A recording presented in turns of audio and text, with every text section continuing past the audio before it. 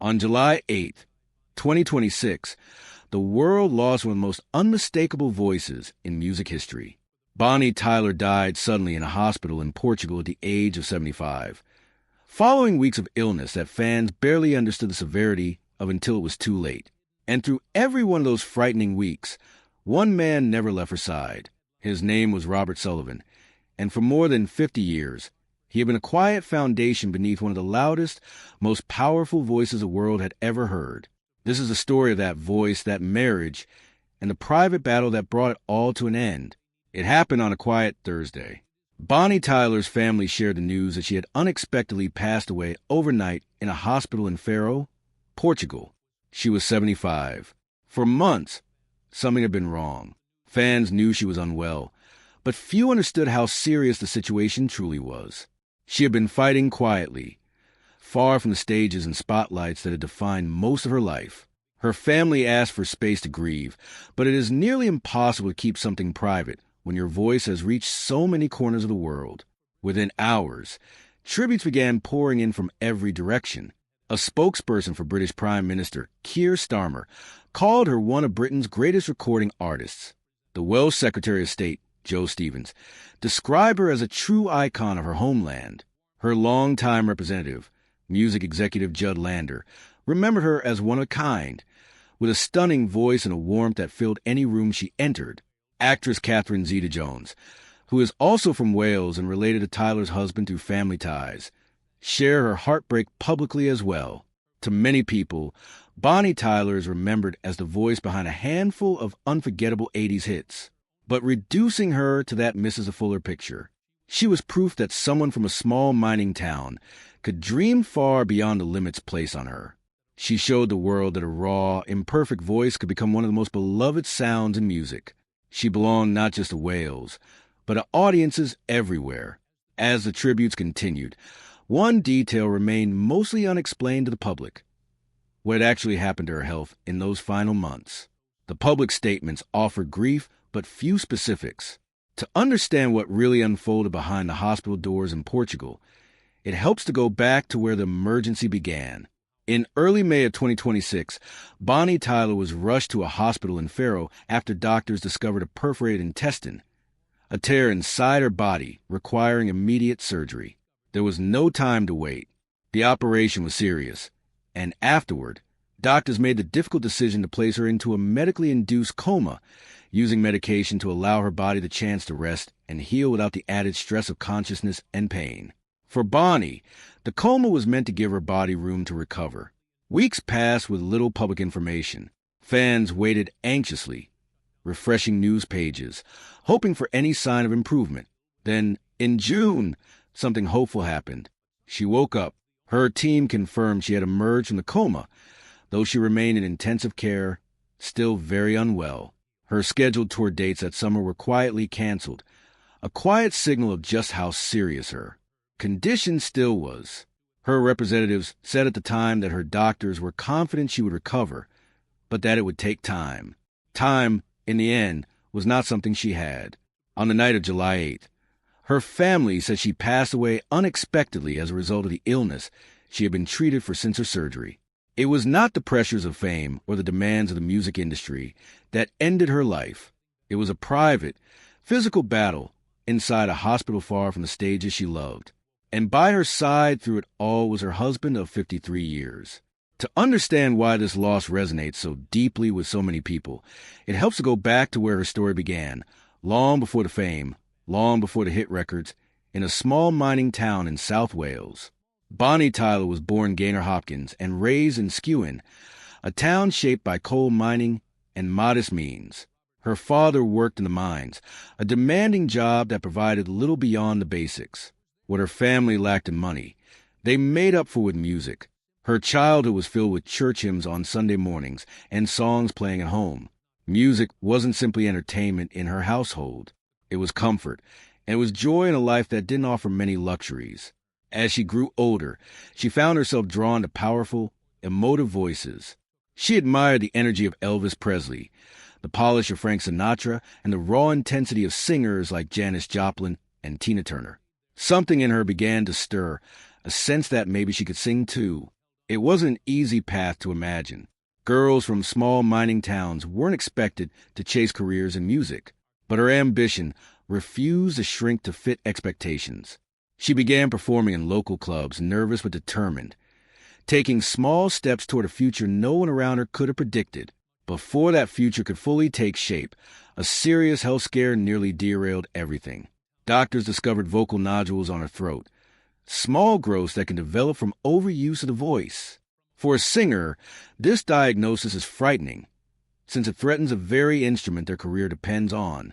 Surgery was recommended, and vocal cord surgery carries real risk, since even small complications can permanently alter a singer's voice. She went through with it anyway. When she recovered, her voice had changed, becoming rougher and deeper than before. That unexpected change became her signature. Rather than ending her career, the raspy, textured voice she developed after surgery gave her sound something distinct, a quality that felt raw and emotionally honest in a way polished voices rarely do. Her song Lost in France introduced her to audiences across Europe in 1976. Then, in 1977, It's a Hard Take turned her into an international star, a song that would go on to chart successfully on both sides of the Atlantic. In the early 1980s, she began working with songwriter Jim Steinman, known for crafting sweeping, dramatic songs. Their collaboration produced Total Eclipse of the Heart, a song that became a global #1 hit and remains one of the most recognizable ballads in pop music history. Her album Faster Than the Speed of Night became a major success, proving her breakthrough wasn't a fluke.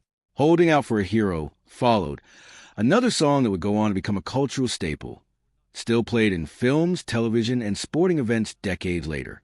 Over the course of her career, she earned Grammy nominations and sold well over 100 million records worldwide.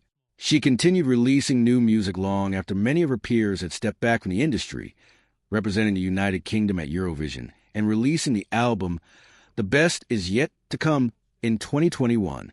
She even collaborated with modern artists like David Guetta, proving her voice could adapt across generations. Just weeks before she fell ill in 2026, she released a new single, Only Love. She had also received an MBE in recognition of her contributions to music, and she had been preparing a major tour to mark 50 years since the release of Lost in France, a celebration that never had the chance to happen. Behind the scenes of that decades-long career was Robert Sullivan, the man who would become her husband and remain by her side for more than 5 decades. Long before he was known as Bonnie Tyler's husband, Sullivan had a life and career of his own. Long before her songs filled stadiums, he was already someone with real accomplishments to his name. Sullivan grew up in Britain and, as a young man, took up judo, a sport built on discipline, patience, and precision. He trained seriously and eventually earned a place representing Great Britain at the 1972 Summer Olympics in Munich, competing in the men's half-middleweight division. Reaching the Olympic stage in any sport requires years of sacrifice, and while he didn't become a household name for his athletic career, competing for his country said a great deal about his character and work ethic. After his athletic career wound down, Sullivan moved into business, eventually finding success as a property developer. Unlike his wife, he mostly stayed away from public attention throughout his life, preferring privacy over spotlight. Those who knew him described him as steady, dependable, and loyal, qualities that would matter enormously once Bonnie's career began to take off. The two met around 1970, when Bonnie was still performing in nightclubs across South Wales under her birth name, chasing a dream with no guarantee it would ever pay off. Sullivan was working in the nightclub business at the time, and that's where their paths first crossed. What began as a simple meeting grew into a deeper connection built on shared values around loyalty and hard work. They married on July 4th, 1973, years before It's a Hard Take, turned her into an international star. As Bonnie's career accelerated through the 70s and 80s, taking her across Europe and America, Robert remained a constant presence waiting for her away from the stage. Many marriages struggle under the weight of fame, the travel, and the attention that comes with it, but theirs endured through it. He wasn't interested in competing with her success or stepping into the spotlight himself. Instead, he built a stable, quieter life that gave her somewhere to return to after tours ended and the applause faded.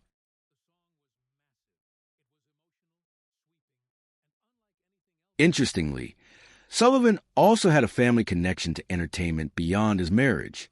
He was related to actress Catherine Zeta-Jones, a connection Zeta-Jones herself has spoken about publicly over the years, referring to Bonnie as part of her extended family. Over more than 5 decades of marriage, Robert and Bonnie built something increasingly rare in the entertainment world, a long, lasting partnership that outlasted trends, changing music and changing generations. Their relationship wasn't built on headlines. It was built on the quieter promise of simply staying present for one another through successes and through hardship. That promise held true until the very end, when Bonnie's final illness brought them back together in the most difficult way, inside a hospital far from home, with Robert remaining close throughout the frightening weeks that followed her surgery. Even after her passing, Bonnie Tyler's music shows no signs of fading. Total Eclipse of the Heart alone has surpassed 1 billion streams on Spotify, a number that continues to climb as new listeners discover her voice through movies, television placements, sporting events, weddings, and karaoke nights around the world. Part of the reason her music endures is its honesty. Her voice was never smoothed over or engineered to sound flawless. It carried real texture and real emotion, the kind of sound that feels lived in rather than manufactured. In an era where so much music is polished until it sounds nearly perfect, her rawness continues to stand out and continues to draw in new generations of listeners who weren't even born when her biggest hits first climbed the charts. Bonnie Tyler's story began in a small council house in Wales, far from any stage, as a coal miner's daughter with a dream that seemed unlikely for someone from her background. Her voice was never conventionally perfect, and that imperfection is exactly what made it unforgettable. She is gone now, but the sound she created is not going anywhere. It will keep playing on radios, at weddings, in movies, and in the memories of the people who love her music, for a very long time to come. What part of her story stood out to you the most?